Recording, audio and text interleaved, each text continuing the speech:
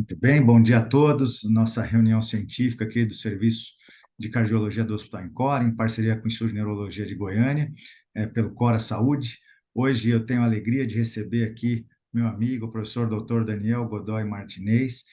Daniel estudou comigo no Instituto do Coração na Universidade de São Paulo. Não somos literalmente contemporâneos, ele veio um pouquinho depois, mas manteve aí a qualidade das pesquisas e conseguiu publicar o trabalho dele, a sua tese de doutorado, numa revista super diferenciada da área da cardiologia, e ele estudou de maneira muito profunda o sistema nervoso autônomo, a reatividade neurovascular nos pacientes com DAC. Então, uma pesquisa que, do ponto de vista de reabilitação cardiovascular, fez toda a diferença, e essa carreira dele acadêmica, começando lá no INCOR, isso foi evoluindo para que ele pudesse, num segundo momento, se tornar professor na Universidade Federal de Juiz de Fora, onde hoje ele trabalha, coordena laboratório, assume cargos de chefia, e é um expoente aí da reabilitação cardiovascular do Brasil. Então, obrigado, meu amigo, por aceitar nosso convite. É um prazer te receber aqui na nossa reunião. Fique à vontade para os próximos minutos aí, para você dominar o tablado. Fique à vontade, a palavra é sua, meu amigo. Obrigado, Juliano. Então, bom dia a todos. Eu espero contribuir aí com a discussão sobre a prescrição de exercício físico na doença arterial coronariana e não avançar aí mais no tempo estabelecido, tá? Vamos lá. Agora, em 2018, a American Heart, ele trouxe algumas informações bastante relevantes, tanto do ponto de vista de custo, mostrando aí 329 bilhões de dólares estimado com gasto com doença cardiovascular e AVC, que a cada 40 segundos o americano sofre um infarto de miocárdio, e 2013 a 2014 o gasto aí estimado bastante elevado de 204 bilhões de dólares com esta patologia. No Brasil é diferente, a doença isquêmica do coração é a doença que mais mata, vocês certamente sabem disso, e agora, em 2022, ano passado, trago essa informação de que a American Heart mostrou que de 2005 a 2015, menos de 40% dos pacientes reportaram participação no programa de reabilitação cardíaca depois do infarto. É um número ainda que precisa ser melhorado, mas esse não é só no Brasil, a gente está vendo aí, inclusive em outros países. Especificamente, quando se fala em reabilitação, a gente pensa em capacidade funcional, e aí este estudo clássico mostrou que quanto maior o VO2 das pessoas, independente... Opa, deixa eu só mudar aqui, a tela está na minha frente. Aqui, melhor. Nesse estudo do professor Myers, mais de 6 mil homens, ele acompanhou e fez um teste de esforço, e aí verificou quem tinha teste positivo, quem tinha teste negativo, teste de esforço, e acompanhou aí com um follow-up de 6 anos, e foi ver a mortalidade por todas as causas. E ele observou que, independente do histórico de hipertensão arterial, doença pulmonar obstrutiva crônica, diabetes, se fumante, IMC acima de 30, ou a época, o colesterol total acima de 220 miligramas por decilitro, observem que quanto maior a capacidade funcional,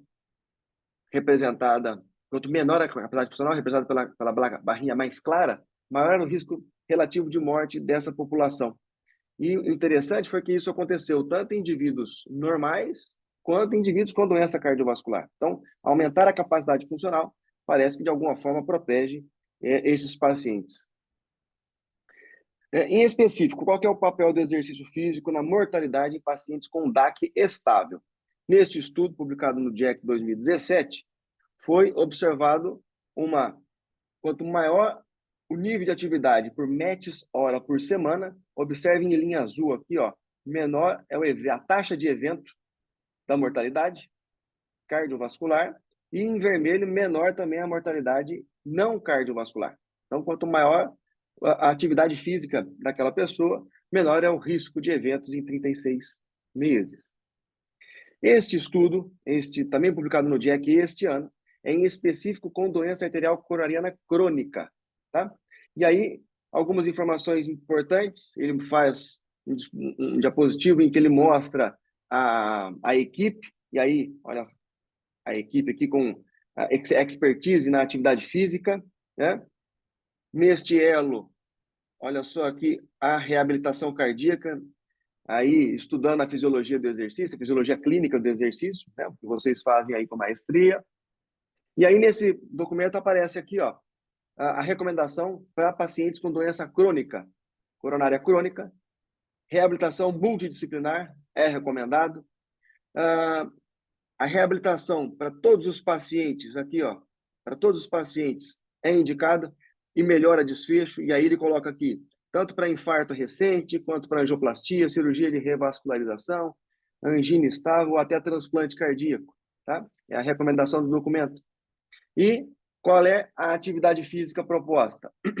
Para pacientes com doença arterial coronariana crônica, sem indicações. Então, a tradicional recomendação de 150 minutos por semana de atividade física moderada, 75 minutos de atividade física intensa, são aí capazes de melhorar a capacidade, a qualidade de vida e reduzir a admissão hospitalar, a taxa de admissão hospitalar.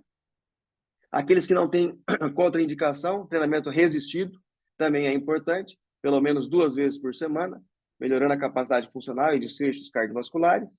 E ele também coloca aqui que os pacientes que não têm contraindicação, a questão de atividade física de baixa intensidade, como caminhada, reduzir o comportamento sedentário, também melhora a capacidade de vida, reduz risco cardiovascular, especialmente naqueles que fazem o uso da atividade física no seu tempo de lazer.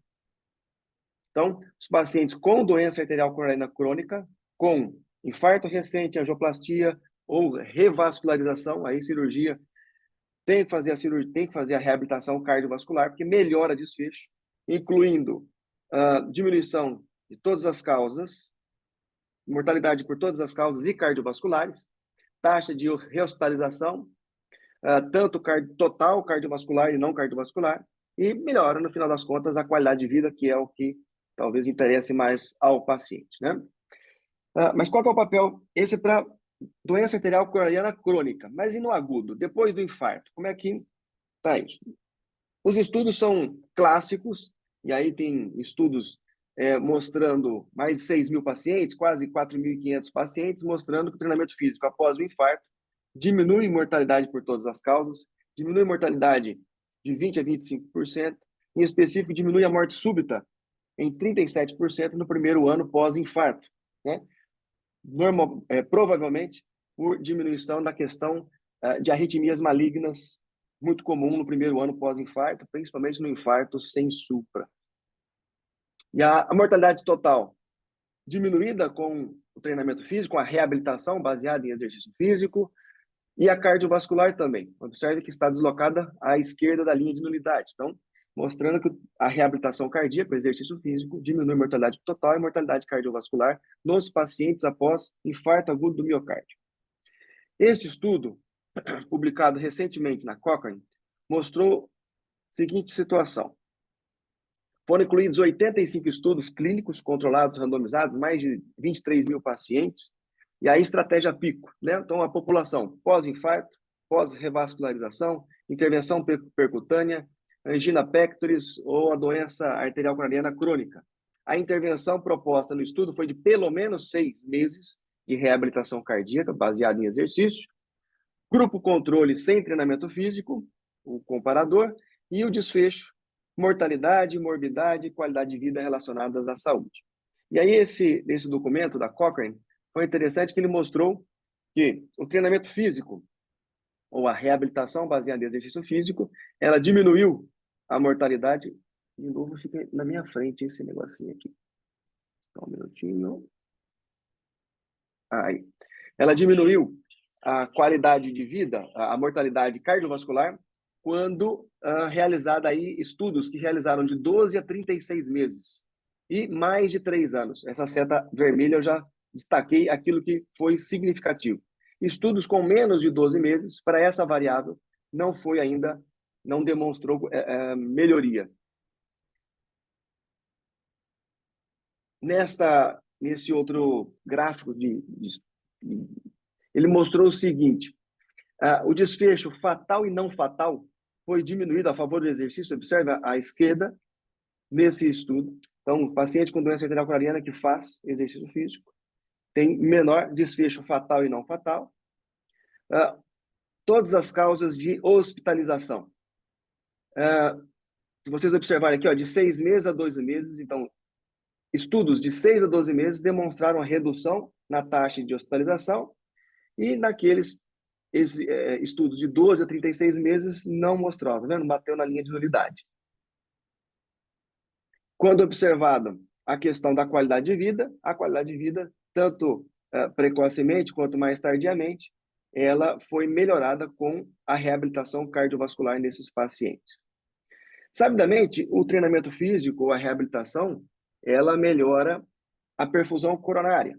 E aí, não vou me ater muito nesses detalhes, que eu quero chamar a atenção para a parte autonômica, mas nós temos melhora da função endotelial, regressão de placa aterosclerótica, formação de colaterais e desenvolvimento de novos vasos. Tudo isso foi demonstrado há tempos pelo professor Hambrecht, mostrando aqui a doença arterial coronariana, a placa aterosclerótica, quando realizada, então, a reabilitação baseada em exercício, regressão de placa aterosclerótica, formação de colaterais, formação de novos vasos, aqui as células progenitoras do endotélio sendo produzidas e aí restaurando a função endotelial, formação de novos vasos, enfim, isso já está bem estabelecido. É lógico que isso não é do dia para a noite, demora anos, semanas ou até anos, a depender aí do desfecho que você quer observar. Se for função endotelial, com algumas semanas você consegue observar, mas leito capilar e regressão de placa aterosclerótica, somente com meses e anos de treinamento físico ou de participação na reabilitação cardiovascular. De toda forma, o desfecho inicial ou desfecho principal em específico na doença arterial coronariana, que é o aumento do tempo de angina e isquemia, isso já é sabido desde nesse estudo, por exemplo, de 78. E isso mostra que o treinamento físico aumenta este limiar de angina e isquemia. Ok, mas e na função autonômica? Eu gostaria de chamar um pouquinho da função autonômica, porque, sabidamente, os pacientes com doença arterial coronariana ou nesse estudo de infarto agudo do miocárdio, foi observado uma menor sensibilidade barorreflexa. Aí lembrar que a sensibilidade barorreflexa é o controle, é o ajuste da pressão arterial batimento a batimento. Então, quando comparados os pacientes infartados em barrinha achorada contra a barrinha branca, que indivíduos controles não infartados, observe que tanto para aumento quanto para diminuição de pressão arterial, ou seja, para infusão de fenilefrina ou nitroglicerina, a sensibilidade barorreflexa, o ajuste, está prejudicado nos pacientes após o infarto agudo do miocárdio. E a professora Maria Tereza Larovere já mostrou que ter essa sensibilidade barorreflexa diminuída é fator prognóstico. Observe nesse estudo que os pacientes, todas essas bolinhas são pacientes infartados que foram para o hospital, ela analisou a sensibilidade barorreflexa e aqueles que tiveram ou que cursaram com taquicardia ventricular foram aqueles que tiveram a sensibilidade barorreflexa diminuída em comparação aos que não tiveram. E aqueles que vieram a óbito durante a internação hospitalar demonstraram também uma sensibilidade barorreflexa diminuída em comparação àqueles que sobreviveram. Então, ela demonstrou que quanto menor a sensibilidade barorreflexa, olha só aqui, maior era o risco relativo de morte de origem cardíaca. Então, é um marcador bastante importante do ponto de vista autonômico. Este estudo, publicado no JACC 2007, também mostrou isso claramente, mostrando que, observem, a linha verde são os pacientes que têm uma sensibilidade barorreflexa acima de 3 milissegundos por milímetro de mercúrio, e na tracejado vermelho, aqueles que têm abaixo de 3.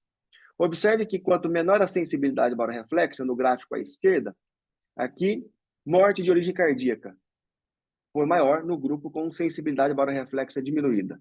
E, por todas as causas, também foi um marcador que conseguiu distinguir esses pacientes na questão de morte por todas as causas. Tá? Observe aqui, e foi independente da idade, porque observe aqui, ó, todos os pacientes nessa primeira, com a sensibilidade barorreflexa abaixo de 3 e acima de 3, em verdinho acima de 3. Por todas as causas, por todos os pacientes, a mortalidade é menor. Naqueles pacientes até 65 anos também e acima de 65 anos também. Estão demonstrando que, eventualmente, independente da idade, a sensibilidade barorreflexa consegue distinguir aqueles pacientes de maior risco de morte cardiovascular. A variabilidade da frequência cardíaca é uma outra ferramenta e é possível de observar os pacientes com doença arterial coronariana, aqui do lado direito, têm menor variabilidade da frequência cardíaca, independente da variável, por exemplo, o desvio padrão dos intervalos normais, SDNN, ou RMSSD, que é mais um braço parasimpático, ou PNN 50, todos menores em comparação a quem não tem doença arterial coronariana. E ter a variabilidade da frequência cardíaca diminuída, e aí os estudos mais clássicos já também demonstram. Quanto menor a sensibilidade, quanto menor a variabilidade da frequência cardíaca, observe, ó, maior era o risco de morte de origem cardíaca. Tá? Maior, aqui está invertido, né? Menor está para cima, aqui o menor está para baixo. Mas observe, é o maior risco desses pacientes virem a óbito por origem cardíaca. Outro marcador, aí o Juliano deve ter falado para vocês bastante sobre a técnica, a microneurografia. Impacta-se um microeletrodo no nervo fibular e aí mede-se os disparos referentes simpáticos. Essa técnica, o professor Osculati demonstrou o seguinte, desculpa, o professor Graham, mostrou os pacientes após o infarto agudo do miocárdio, de 2 a 4 dias depois do infarto, 3 e 6 meses, tinham essa atividade eferente simpática, medida pela microneurografia, ainda aumentada quando comparado com indivíduos controles saudáveis. Está vendo aqui? Então, os pacientes já foram 6 meses do infarto e mesmo assim ele tem uma hiperatividade simpática aumentada em comparação a indivíduos que não infartaram. E aí o professor Pereira Barreto, nos pacientes com insuficiência cardíaca, ele já demonstrou que esta medida da atividade simpática, ela tem um fator prognóstico bastante importante. Aqueles pacientes que têm essa atividade nervosa simpática por minuto, quantos disparos por minuto, menor ou igual a 49 disparos, tem uma taxa de sobrevivência da ordem de 90% a 93%. Agora, aqueles que têm acima de 49 disparos por minuto, têm uma taxa de sobrevivência da ordem de 50%. Pelo menos na insuficiência cardíaca, e tudo indica que também nos pacientes com doença arterial coronariana, a atividade simpática é um marcador prognóstico bastante importante. Essa disfunção autonômica que eu mostrei aos senhores, ela é evidenciada no repouso, no basal, mas também durante manobras fisiológicas, como, por exemplo, o exercício físico, que vai ser alvo da nossa conduta na reabilitação. E aí, rapidamente, um slide tradicional mostrando aqui o reflexo pressor do exercício. Durante o exercício, nós temos, além de mecanismo neural central, do comando central, ao pensar em fazer o exercício, nós também temos mecanorreceptores, receptores mecânicos localizados na musculatura esquelética, e metaborreceptores, receptores químicos, também localizados na musculatura esquelética.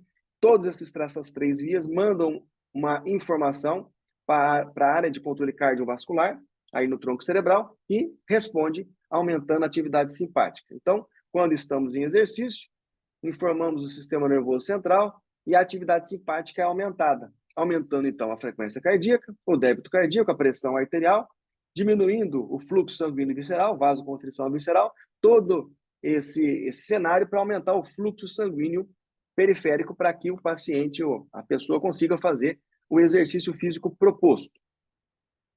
Pois bem, aqui trago um dos estudos publicados aí da minha tese, em que nós mostramos que os pacientes após o infarto têm essa resposta anormal. Observem aqui, ó, a atividade nervosa simpática, à esquerda de vocês, e a condutância, ou a vasodilatação, vamos chamar assim, à direita. Vamos olhar no de baixo, porque aí é com 30% da contração voluntária máxima. Então, os pacientes estavam deitados na maca com um dinamômetro a 30% do máximo, num exercício isométrico por 3 minutos. E medindo, nesse momento, a atividade simpática no nervo fibular e no braço contralateral, nós tínhamos a vasodilatação. E aí, observem, em tracejado, os indivíduos normais, controles, saudáveis, e linha cheia, os indivíduos infartados. Observe que, desde o início, os pacientes infartados já têm uma diferença, um aumento da atividade simpática, que permanece durante toda a execução do exercício físico. E se vocês olharem à direita, observem que a linha tracejada, o controle vasodilata, que seria a resposta natural, fisiológica, enquanto os pacientes infartados não vasodilataram. Nesse estudo da minha tese, os pacientes eles tiveram infarto agudo do miocárdio, a artéria culpada tinha que ser tratada na angioplastia, não podia ir para cirurgia de revascularização e os pacientes tinham uma fração de ejeção preservada, acima de 50%. Então, eram infartos, eventualmente, não tão extensos para que o classificasse com fração de ejeção reduzida, tá? Essa vasodilatação, aqui um outro estudo, mostra que quanto pior a condição clínica do paciente, pior é a vasodilatação. Aqui tem a dilatação fluxo-mediada, que é quando a gente faz por 5 minutos uma isquemia e na hora que solta, aquele leito tende a vasodilatar se o endotélio estiver íntegro. E aí os pacientes com doença arterial coraliana são os que menos vasodilata, mostrando que o prejuízo endotelial é bastante importante. E aqui tem uma relação inversa, que quanto maior o grau de estenose, ou quanto maior o número de coronárias afetadas, menor é a dilatação fluxo-mediada. Resumindo, quanto pior a questão clínica do paciente, com vasos afetados, ou mesmo com porcentagem de estenose aumentada, pior é a vasodilatação, pior é a função endotelial desses pacientes. Mas como é que o treinamento físico faz adaptações autonômicas? E aí trago estudos mais clássicos da literatura mostrando o aumento da sensibilidade barorreflexa ou mesmo da variabilidade da frequência cardíaca após reabilitação. A professora Laroveri, que tinha mostrado que era um dado prognóstico a sensibilidade barorreflexa, ela fez esse estudo e mostrou que os pacientes que treinaram aumentaram em 26% essa variável. Quem não treinou, observe, não teve qualquer alteração. E aí esse estudo do Mimura, publicado no Chest em 2005, o Juliano estava saindo do INCOR, se não me falha essa memória, eu chegando, querendo fazer meu doutorado, já nessa área, com o projeto pronto, e aí este cidadão publica esse estudo, mostrando que o treinamento físico, observem aqui, aumentou a sensibilidade barorreflexa, tanto para a infusão de fenilefrina quanto de nitroprusiato, ou seja, tanto para aumento quanto para queda de pressão arterial, fato não observado no grupo destreinado, o grupo sedentário, e ele mostrou que a atividade simpática foi reduzida no grupo treinado, e nada foi observado no grupo sedentário. E isso pegou a gente de surpresa, porque o nosso projeto era justamente sobre isso. E aí nós tivemos que ter aqui um jogo de cintura e mostrar o seguinte: ele diminuiu de 34 disparos para 27 disparos por minuto, mas quem me diz que 27 disparos é o normal? Ele conseguiu normalizar isso, né? Eventualmente, se a pessoa é diabética e tem lá uma glicemia de jejum bastante aumentada, da ordem, sei lá, 300 miligramas por decilitro e cai para 270, 250, beleza, reduziu, mas ainda continua com esse dado elevado, né? Então, nós pensamos e propusemos esse estudo que eu vou mostrar a vocês, que nós tínhamos a hipótese de que o treinamento físico poderia normalizar a sensibilidade barorreflexa, o fluxo simpático, e que os benefícios na sensibilidade e na atividade simpática poderia ser mantido por longo período de tempo, que nós temos 6 meses de treinamento físico. Portanto, nós pegamos 28 pacientes infartados, randomizamos em 2 grupos, treinado e sedentário, e comparamos com um grupo controle saudável sem infarto, variado por idade e IMC.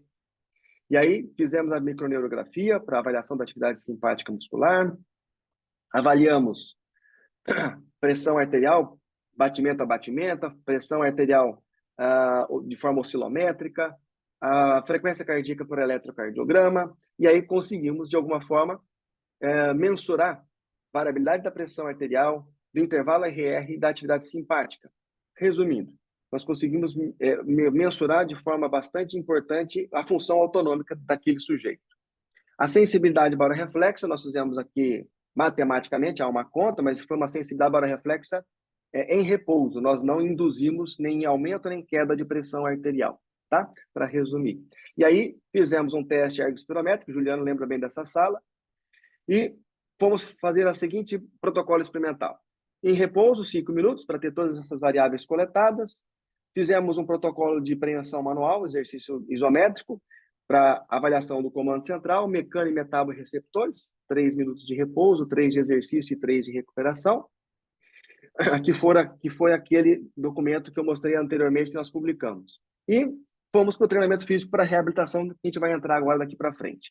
Então, foram 6 meses de treinamento físico, dentro do estudo do coração, 3 vezes por semana, divididos aí os 60 minutos da sessão em 5 minutos de aquecimento, 30 a 40 minutos de exercício aeróbico, 10 minutos de resistência muscular localizada e 5 de relaxamento. Então, os pacientes aqui, eles infartavam, de 3 a 5 dias depois do infarto, nós já o abordávamos, dentro ainda da UPO, e convidando ele a participar do projeto. Um mês após o evento isquêmico, já estava de alta e voltava para o nosso laboratório para, desde o primeiro mês, após o evento isquêmico, até o 7º mês, ou seja, 6 meses de um programa de treinamento físico. Então, os primeiros 2 meses foi a fase 2 de reabilitação cardiovascular, em qual o paciente era monitorado por eletrocardiograma, observem aqui, e depois, os outros 4 meses, nós realizamos a fase 3 de reabilitação cardiovascular. E aí, nós progredimos a carga, a intensidade do exercício, do primeiro limiar até 10% abaixo do segundo, até 10% abaixo do PCR. Com mais calma, eu vou falar aqui à frente como é que foram.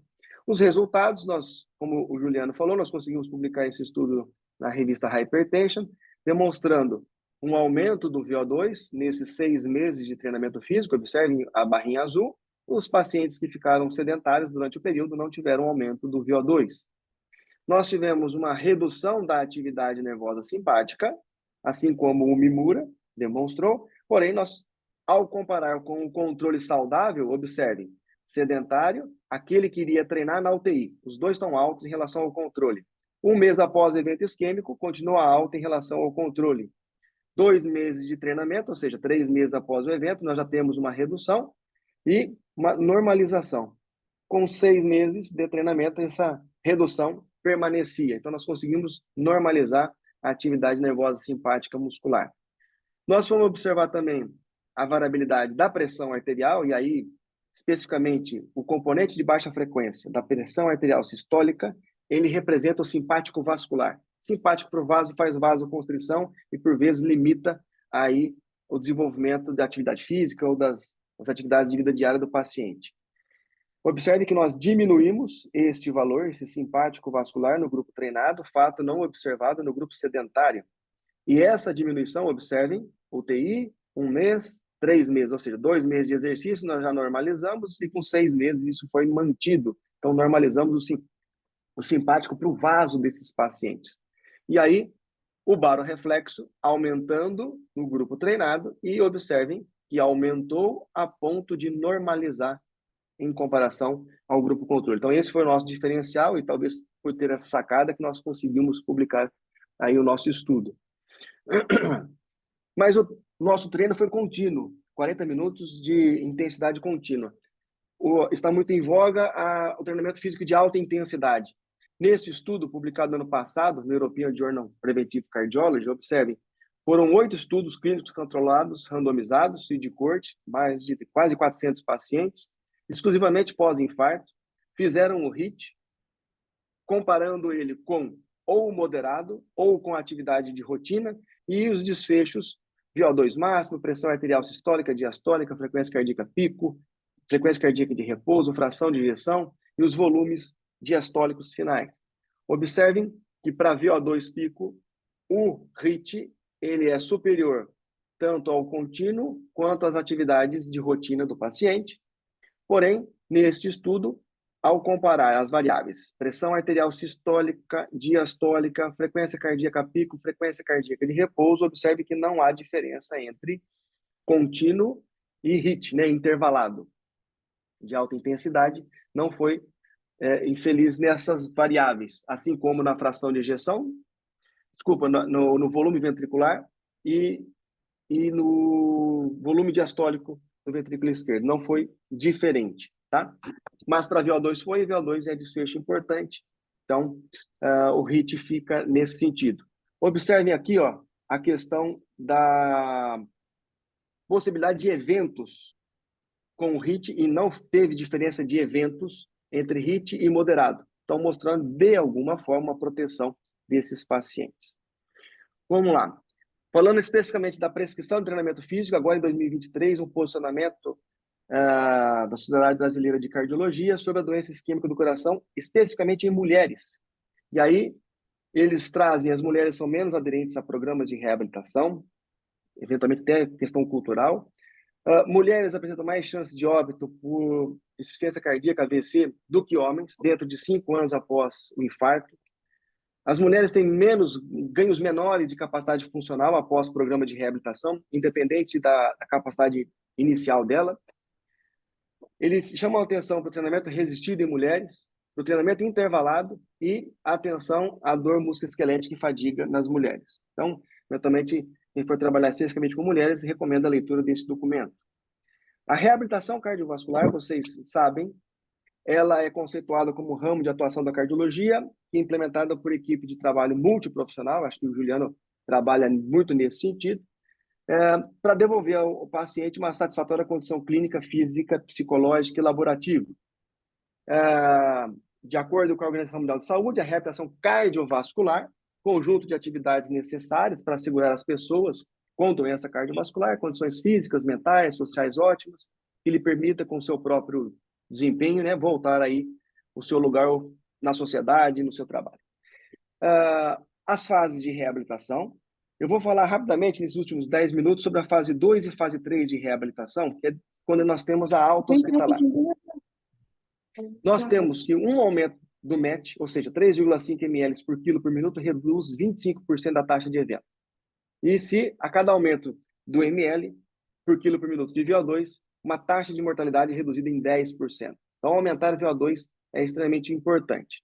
Mas antes que façamos qualquer intervenção aos nossos pacientes, a estratificação de risco ela é extremamente importante.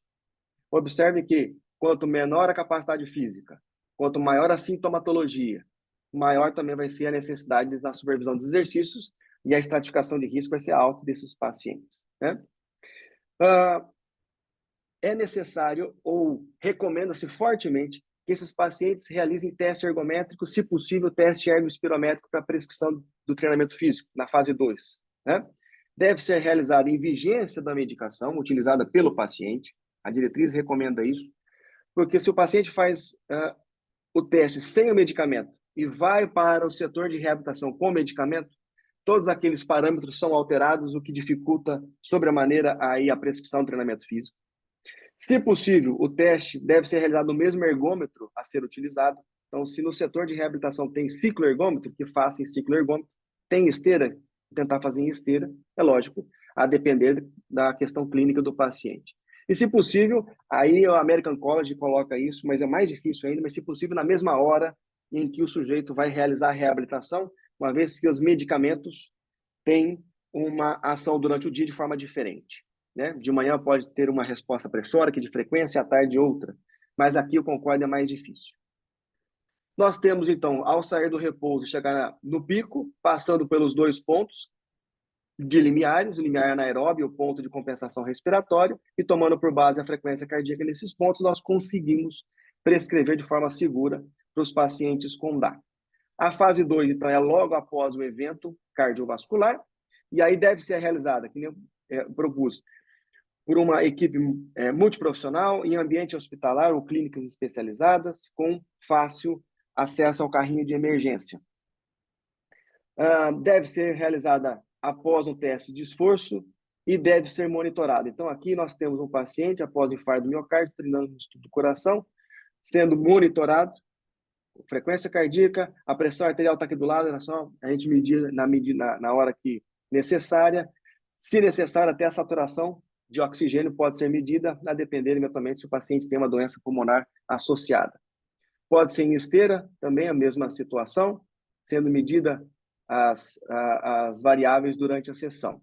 A sessão, ficar de olho nas contraindicações absolutas à prática daquela sessão, e aí vocês podem pegar nesse documento da Sociedade Brasileira de Cardiologia, né? Nós temos as contraindicações absolutas. Enfim, não tendo as contraindicações, vamos para a sessão. A sessão mais tradicional, uma fase de aquecimento, a fase principal e a fase de desaquecimento. Isso aqui em específico do exercício aeróbio, né? Então, nós temos ciclo de aquecimento, proposta, né? 30 a 40 minutos de caminhada, corrida ou bicicleta, exercício de resistência muscular localizado em 10 minutos e 5 de relaxamento, totalizando 60 minutos de sessão, de 2 a 3 vezes por semana. Tá? Se for pelo teste ergométrico, a diretriz de reabilitação propõe algumas formas. A que eu mais recomendo seria pela fórmula de Carvone, colocando a frequência cardíaca de reserva, a porcentagem de 40% a 50%, porque estamos na fase 2, depois somando a frequência de repouso, não esqueça. E evoluindo, aqui tem um exemplo, evoluindo isso para 50% a 70%, com o paciente evoluindo aí para a fase 3 de reabilitação, tá? Pode ser prescrito pela frequência cardíaca máxima, está na diretriz, mas eu não recomendo que seja pela frequência cardíaca máxima, e sim pela frequência cardíaca de reserva, para sermos mais assertivos aí na prescrição, tá? Se for pelo teste ergospirométrico, temos que saber onde é que está a frequência cardíaca do LA e do PCR, e aí, na fase 2, recomenda-se a intensidade próxima do limiar anaeróbio, e depois, na fase 3, nós evoluímos até próximo à frequência cardíaca do ponto de compensação respiratória. A escala subjetiva de esforço nos ajuda, com valores de 11 a 13, na escala que vai de 6 a 20, escala de Borg de 6 a 20, tá? Se for positivo para isquemia, as diretrizes nos falam para, eventualmente, reduzir em 10 batimentos, tanto para limiar isquêmico quanto para limiar de arritmias mais importantes. Então, trabalhar abaixo do limiar isquêmico. Apesar de, na nova diretriz, já aparecer o treinamento físico no limiar isquêmico, mas ainda, se vocês lerem com atenção, é uma citação, não é ainda algo mandatório ou algo que deva ser realizado para todos os pacientes, tá?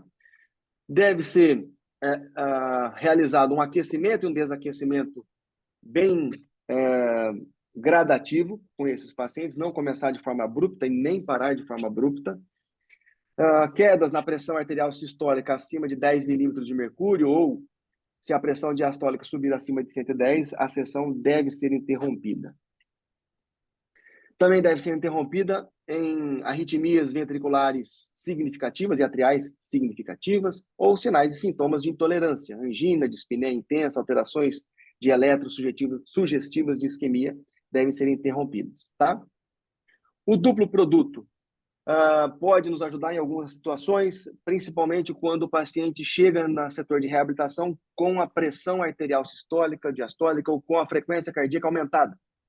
E aí, então, sabendo que o duplo produto é representativo do consumo de oxigênio no miocárdio, naquela sessão, eventualmente, vai ser necessário diminuir a intensidade daquela sessão, né?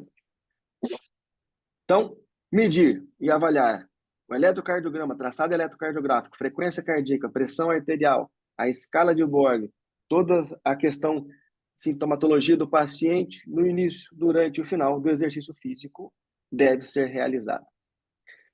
O exercício de resistência, as diretrizes nos trazem de 2 a 3 vezes por semana, uma série de 6 a 15 repetições, já tem a sua influência, de 8 a 10 exercícios diferentes para grandes grupamentos musculares, propõe-se a 50% de uma repetição máxima, com 30 a 60 segundos de intervalo, pode ser utilizados pesos leves, elástico, teraband, enfim, pode ser utilizado com a escala também subjetiva de esforço, indo de 11 a 13, na escala de 6 a 20. Alguns cuidados na resistência muscular, não ultrapassar o duplo produto do exercício aeróbio, realizar os movimentos de forma lenta e controlada, evitar manobra de valsável, aí a dica normalmente é expirar na fase concêntrica do exercício para não ter esse problema, evitar pegadas com força excessiva no halter ou na barra, enfim, e encerrar em casos de sinais ou sintomas que o paciente porventura possa ter. A fase 3, quando o paciente então está de alta para a fase 3, observe que a frequência cardíaca de reserva agora aumenta, vai de 50% até 80%, e agora entre os limiares ventilatórios, tá? Com a duração indo de 20 a 60 minutos. Se ele já estava fazendo a sessão em 60 minutos, ele vai para 60 minutos, tá? Frequência de 3 a 5 vezes, e ainda continua 10 batimentos abaixo do limiar isquêmico ou de arritmia importante. E a escala de Borg agora pode avançar aí de 12 a 15 na escala de 6 a 20. A sessão de exercício físico está aqui, a proposta, novamente. E existem riscos na reabilitação cardiovascular. O documento da Sociedade Brasileira de Cardiologia mostra os riscos, mas são riscos pequenos, mas são riscos pequenos, desde que seja feita uma boa estratificação e uma boa prescrição de treinamento físico para esses pacientes. Observe aí uma taxa de mortalidade de 1 a cada 790 mil pacientes hora. É algo pequeno, vamos chamar assim, em vista dos benefícios para os pacientes. Temos que tomar cuidado, porque eventualmente a taxa de eventos pode subir caso a prescrição seja equivocada ou mesmo a estratificação de risco equivocada. Portanto, pretende-se evitar a perda de habilidade do paciente, retornar às atividades habituais, melhorar a capacidade física, evitar eventos coronarianos subsequentes, rehospitalizações recorrentes e morte de origem cardíaca com a reabilitação cardiovascular. Tá bom? Deixo aqui as referências utilizadas nessa minha fala e deixo também o meu contato. Obrigado pela atenção. Sensacional, Daniel, sensacional. Deixa eu colocar aqui o grupo para participar agora. É só parar o compartilhamento aí. Se Deixa eu puder. só achar onde é que eu paro de compartilhar aqui mesmo. Pausar aqui.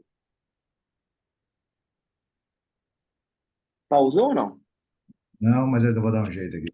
Pronto, já feito. Bom, Pronto, me pessoal, ajudei. então, nós temos aqui uma plateia extremamente heterogênea, nós temos desde cirurgiões cardíacos até hemodinamicistas, muitos clínicos, e a gente pôde ouvir o Daniel. O Daniel, na sua formação, pessoal, ele é fisioterapeuta e professor de educação física.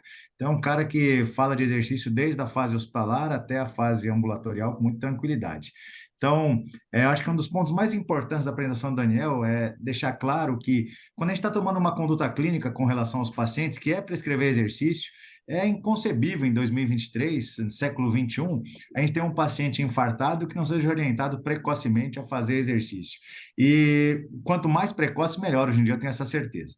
Agora, quando o Daniel mostra estudos de reatividade neurovascular, mostrando que, por exemplo, esse paciente num pós-operatório ou num pós-hemodinâmica, ele, paciente coronariano, ele vai tomar antipertensivo, droga para controlar lípide, vai tomar beta-bloqueador. E quando você vê o estudo do Daniel, ele mostra muito bem que o treinamento físico, ao modular a atividade simpática, vai tirar aquela influência vasoconstritora da periferia e vai ajudar na vasodilatação. Se você tem uma maior vasodilatação, você tem uma melhor perfusão, consequentemente, melhor tolerância para os esforços da vida cotidiana. Recentemente, eu até divulguei aí, semana passada, que até mesmo na disfunção erétil, o treinamento físico tem um potencial enorme, maior do que a testosterona, por exemplo, para poder melhorar a perfusão de um órgão tão importante para os homens. Então, quando a gente começa a discutir isso, pessoal, a gente começa a ver que a ciência básica é fundamental. Quando eu vejo os estudos clínicos aí mostrando melhora na fisiologia, a gente tem que ser capaz de fazer o que a gente chama de medicina translacional e pegar o dado que vem da bancada e mostrar isso no cotidiano do paciente, que ele vai ter melhor qualidade de vida, melhor tolerância, melhor de VO2, melhor de função, seja moderado, seja até intervalado. Eu sou de uma época ainda em que não deixava o paciente pós-infarto levantar da cama, né? Ele ficava no leito com oxigênio, a respeito de não estar desaturando, era só um absurdo mesmo. E a gente tem mudado isso. Então, Daniel, você fez uma revisão fantástica num tempo extremamente sintético e vamos aí às perguntas. Então, alguém quer falar? Professor Arthur, está com a câmera aberta aí? Bom dia, doutor Daniel. Parabéns aí pela brilhante apresentação. Isso aí fortalece o que a gente já tem feito aqui, trazido pelo Juliano já há alguns anos. Eu percebo que essa resistência ao paciente coronariano, né, pós-infarto, é importante. Eu vi que no seu estudo aí vocês fizeram com pacientes que tiveram infarto, tiveram angioplastia, e os pacientes da cirurgia cardíaca, especificamente, eles foram excluídos. E aí o Juliano comentou que é da época que ele tinha o paciente infartado, ficava acamado, e eu sou da época que também durante a cirurgia cardíaca, pior ainda, ele ficava no mês acamado. E a gente, há alguns anos, a gente vem mudando esse protocolo aqui no hospital, e até mesmo os pacientes que maior receita externa do mediano, a gente coloca o paciente na atividade física o mais precoce possível. E aí, quando você coloca ali os dados, né, dos trabalhos científicos, fortalece o que a gente já tem feito, a percepção do que nós aqui, no mundo real, nós temos do paciente, quando ele faz uma reabilitação pré-cirúrgica, ele já chega no ambiente hospitalar de uma forma muito melhor. E quando ele faz isso no pós-cirúrgico, imediato, e depois da alta, ele volta no nosso consultório completamente diferente daquele paciente que não faz atividade física. Então, ele já chega numa condição muito melhor. Eu queria saber o seguinte, se no lugar onde você trabalha, o pessoal da cirurgia cardíaca ou o serviço, ele estimula esse exercício do paciente Porque antes a gente esperava, não, tem que cicatrizar, por exemplo, tem que tem que cicatrizar o osso para começar a fazer atividade física. E esse osso vai cicatrizar aí com 45, 60 dias. Aqui a gente já procura estimular o mais rápido possível. Se o paciente tem limitação, obesa, a gente põe cinta torácica, põe no ciclo ergométrico, diminui. Aí, se o paciente não conseguir fazer atividade com um pouquinho mais de impacto, a gente procura estimular aí na bicicleta. Se você tem esse protocolo aí na instituição que você trabalha, mas aqui a gente não tem dúvida, e quando o paciente ele tem a condição de acompanhar isso no pós-operatório, fazendo a prescrição correta, a reabilitação, a recuperação impressionante. Doutor Arthur, obrigado pela pergunta. Eu vejo, eu concordo e fico feliz que estão sendo tomadas essas condutas por aí, porque quanto mais precoce for feita a reabilitação, melhor. E o senhor citou até a pré-habilitação, né? A pré-cirurgia, se o paciente já vem bem melhor, né? O que eu me lembrei aqui na fala do senhor, nós temos na diretriz, a diretriz ainda ela é um pouco, agora que apareceu a questão do treinamento físico no limiar isquêmico, com relação ao treinamento resistido em pacientes de cirurgia, por causa da esternotomia, ele fala em 8 semanas para fazer tração naquele externo, enfim, mas são trabalhos ou são ações mostrando que, eventualmente, precocemente pode ser feito com segurança, que, eventualmente, a gente pode mudar essa diretriz e antecipar isso, não em 8, mas, sei lá, em 4, em 3, tentar trazer isso, porque eu entendo também, como o senhor, que quanto mais rápido, quanto mais precoce, melhor para o paciente, né? Hoje está estabelecido isso, quanto mais rápido, melhor. Concordo.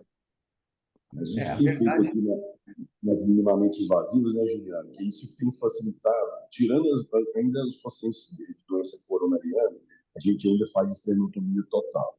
Então, esses pacientes, e coincidiu o paciente de doença coronariana, a recuperação do paciente intra-hospitalar é muito rápida. Então, apesar de fazer esternotomia, um paciente que fica aí 4 dias no hospital, no máximo 5 dias, vai embora.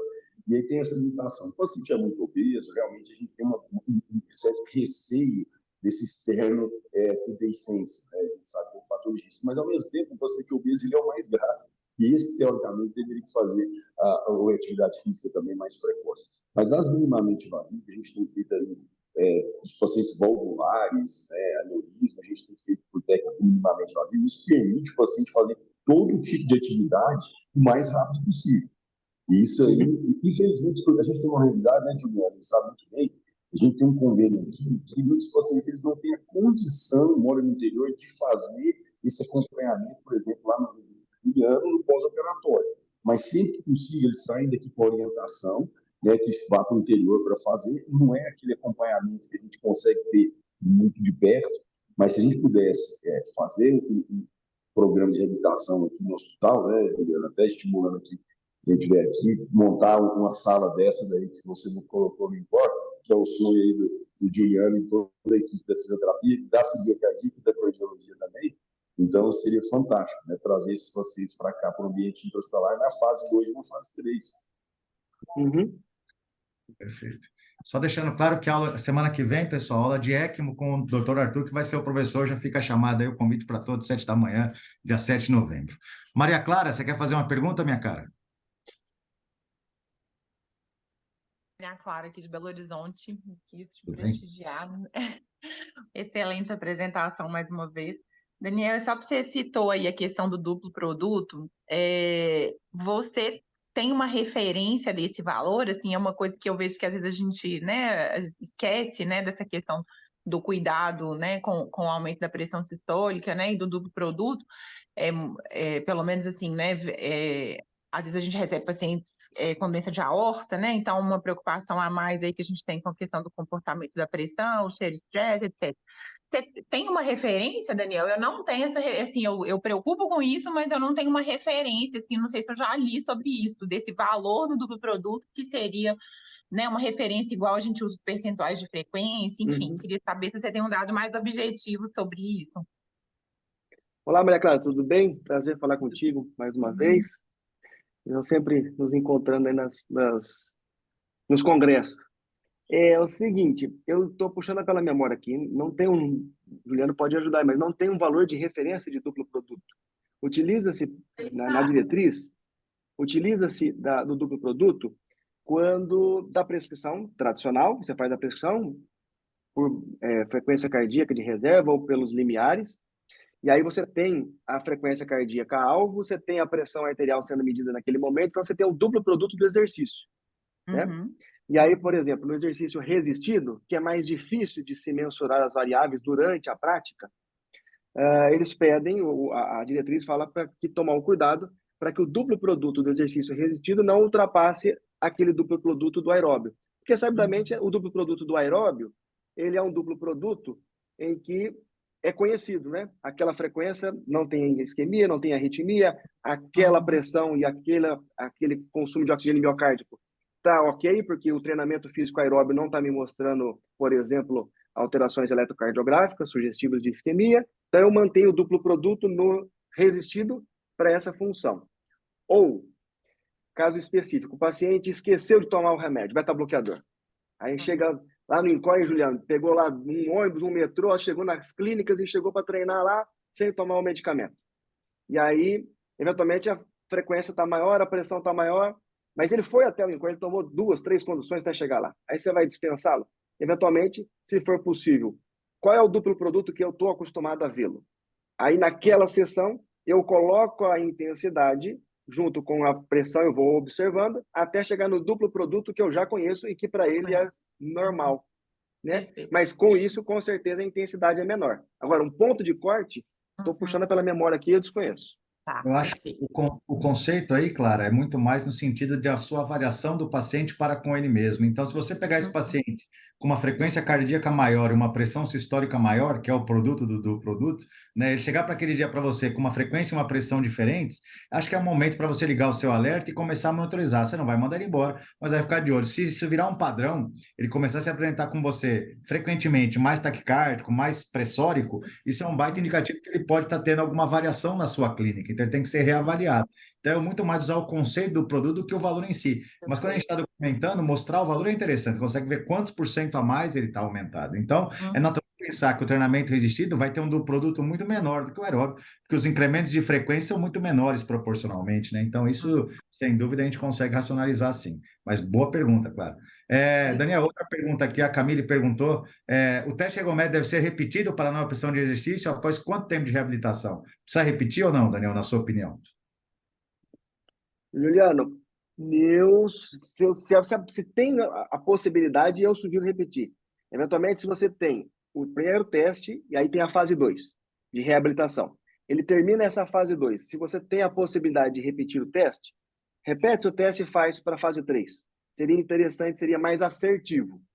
Agora, se eventualmente, por todas as situações, não for possível realizar, ok, mas eu sugeriria a realização depois da fase 2 para ir para a fase 3. E depois, fase 3 ou indo para a fase 4, de 6 em 6 meses, essa avaliação eu acho que seria interessante. Pelo menos é assim a conduta no INCOR. Na logística, fora de um centro grande, é difícil repetir, porque às vezes o paciente, para ir ter acesso ao médico, pegar o pedido, então é complicado. Então, no mundo real, assim, no mundo da clínica, por exemplo, o que a gente fala é assim, é legal fazer um novo teste e o intervalo mínimo de 6 meses após a primeira prescrição costuma funcionar bem, porque a gente já tem alguns, se o treinamento foi bem feito, prescrito, progredido no decorrer do tempo, com o volume adequado, esse paciente vai ter uma melhora clínica evidente. Mostrar para ele que o limiar isquêmico aumentou, do tipo, ele tinha dor no peito com 100 batimentos, a dor agora começou com 120, ele vai falar, esses 20 batimentos a mais, você vai viver sem sentir dor, e o mais legal, como ele está se condicionando, ele vai estar fazendo vamos supor, ele está na esteira 6 por hora, já estava com 100 batimentos, estava com dor no peito, agora ele vai estar na esteira 6 por hora, com o coração a 90 batimentos, sem dor, e para chegar no 120, que a dor aparece, ele vai estar na esteira 8 por hora, então você vai mostrar para ele, ó, você aguenta muito mais esforço, demora muito mais para aparecer sua dor, e você melhorou clinicamente, então Então, o teste é uma forma que, quando na DAC, especialmente, na doença arterial coronária, o teste é uma baita ferramenta para a gente mostrar para o paciente a melhora. Se o treinamento foi bem feito, né, esse paciente vai melhorar. E a clínica é soberana, esse paciente vai falar no dia a dia que ele está bem. Então, a repetição do teste para ajustar a prescrição, às vezes você nem precisa, você vai ajustando no decorrer da progressão. Você está acompanhando de perto o profissional do exercício, ele fala, meu, já dá para aumentar, a fala já não está mais entrecortada agora, eu consigo progredir isso às vezes sem o teste, mas se tiver o teste, sem dúvida, é o padrão ouro. Outra pergunta aqui, que acho que essa eu vou responder, Annelise. Esternotomia, que é a coisa que eu trabalho aqui, Daniel, exercício de membro superior e tronco contraindicado, em quanto tempo estaria liberado? Annelise, eu acabei de vir agora lá do congresso da CVPR, e lá eles diriam para você, não faça. Você vai esperar até 90 dias para poder fazer exercício resistido para membro superior. A nossa experiência do hospital é que intra-hospitalar você já pode fazer. Eu mostrei esses dados lá no congresso para os autores da American College of Sports Medicine, do guia, e eles ficaram assim espantados, porque eles também não achavam possível. Então, nós estamos falando de gente de Nova York, gente de Chicago, que escreve os manuais mundiais aí, que tem muito o que eles chamam de external precaution. Eles não deixam fazer abdução acima dos ombros, eles não deixam nada que saia de tube. Eles falam assim, o paciente só pode se mexer aqui assim, ele não pode abrir, não pode elevar. O que a gente toma de cuidado no hospital, Annelise, ele trabalha contra a resistência, trabalha com elástico, trabalha com carga, mas sempre mantendo simetria. Mantendo simetria, quando você faz bilateralmente, o problema é muito menor. E eu posso extrapolar isso para os dados de cirurgia que eu trabalho há muitos anos. A gente sabe que se você mantiver a sincronia bilateral, não tem problema. Evitar a rotação lateral com muita frequência, porque a torção sobre o externo pode ser um pouco mais impactada aí. Mas exercícios no eixo que você possa fazer bilateralmente, mesmo com carga, não são contraindicados, não tem nenhum problema com relação a eles, tá, Annelise? Vamos ver se tem mais alguma pergunta aqui, nós estamos chegando no final. O Daniel trouxe uma referência aqui, ó, o Daniel é fisioterapeuta do INCOR, da unidade de transplante do INCOR. Aqui usamos do produto acima de 30 mil como valor de atenção para a execução dos exercícios. 30 mil é um valor bastante alto, temos aí uma tolerância muito boa, né? Deixa eu só fechar aqui. Peraí. 30 mil é um valor bastante alto, a gente tem uma tranquilidade muito grande para fazer isso numa janela de 30 mil, e legal trazer a experiência do Instituto do Coração aí da UCO, da unidade de transplante também, que o Daniel fica lá. Alguém mais, pessoal, quer fazer alguma colocação? Fiquem à vontade, à vontade, à vontade, à vontade. Bom, então é isso. Daniel, te agradecer demais pela tua disponibilidade. Tivemos uma audiência aqui que chegou a quase 60 pessoas no pico da reunião. Nós temos gente assistindo em conjunto aqui, então com certeza deve ter ultrapassado 60 para uma terça, às 7 da manhã. Agradecer a todos pela iniciativa de estarem aqui de novo. Essa multidisciplinaridade é que faz a diferença, e o momento em que o cardiologista entender que o exercício deve ser indicado com força, ele vai ter um consultório melhor, vai ter a adesão melhor do paciente e vai ter literalmente o paciente sentindo bem e morrendo menos. Então, é fundamental esse tipo de evento e trazer essa multidisciplinaridade aqui para o hospital, é uma política do Hospital INCOR, e agradecer a todos que nos prestigiaram aí com a sua presença. Daniel, sem dúvida, aula excelente, meu amigo. Renata, você quer falar alguma coisa? Bom dia, parabenizar Bom aí a aula, Júlia, doutor Daniel. Excelente a aula. Obrigado, Renato. Queria só colocar duas. Espera um pouquinho. Estou conseguindo ligar o vídeo aqui. Mas eu vou comentar aqui que eu faço teste ergométrico. E assim, a questão da. Acho que a gente trabalhar ali, o melhor seria realmente fazer o teste com avaliação de oxigênio, né? Mas tá ouvindo? Tá ouvindo? Perfeito. Tá. Mas, assim, na realização do teste ergométrico, eu acho que a gente pode se guiar em torno aí da frequência cardíaca, né, Juliana? Que a doutora perguntou do duplo produto. Eu acho que a gente pode usar o teste ergométrico bastante nesse sentido. O paciente, a gente está ali realizando dentro do hospital o teste ergométrico, então você avaliar aonde ele apresenta sintomas, qual a capacidade funcional dele, né? Então, trabalhar em torno de 85% da frequência cardíaca máxima.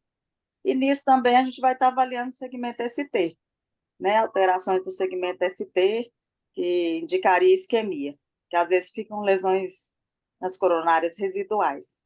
Então, aí, só comentar mais com o doutor aí, o doutor Daniel, que às vezes, doutor, a gente tem que parar subitamente, e assim, por um segundo, por conta da questão técnica mesmo, sabe? Da morfologia dos traçados. Então, às vezes, está no pico, está lá, por exemplo, uma pessoa de 220 uma pessoa de 40 anos, está 220, aí você diminui a frequência, seria 180 a máxima, né? E aí a gente calcula aí 85% disso. Na hora de pegar o pico, às vezes a gente tem que dar aquela parada muito rápida por conta do interferência técnica mesmo, sabe? Mas é uma coisa Não, bem entendi. rápida. A minha fala naquele momento foi fazer tanto o aquecimento quanto o desaquecimento, não começar abruptamente nem parar abruptamente a sessão de reabilitação.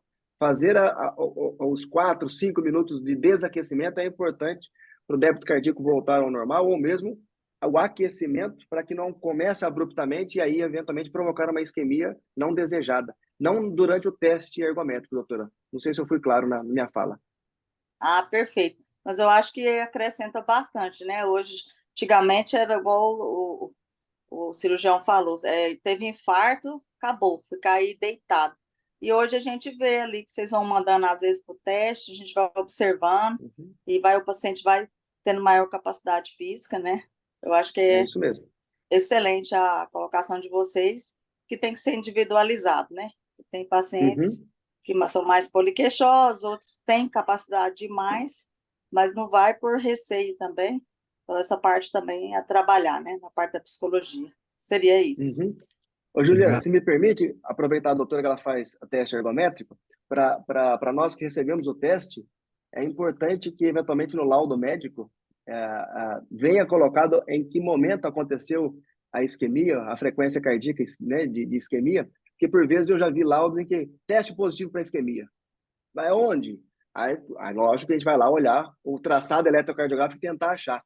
Então, eu acho que isso é importante para mostrar onde é que está, porque pela diretriz, se tiver um limiar isquêmico, trabalhar a 10 batimentos menos. Então, saber em que batimento, em que frequência cardíaca estava a isquemia é importante. E se o teste não for prognóstico ou diagnóstico médico, mas sim de prescrição de exercício físico, a medicação. Fazer o teste na vigência da medicação.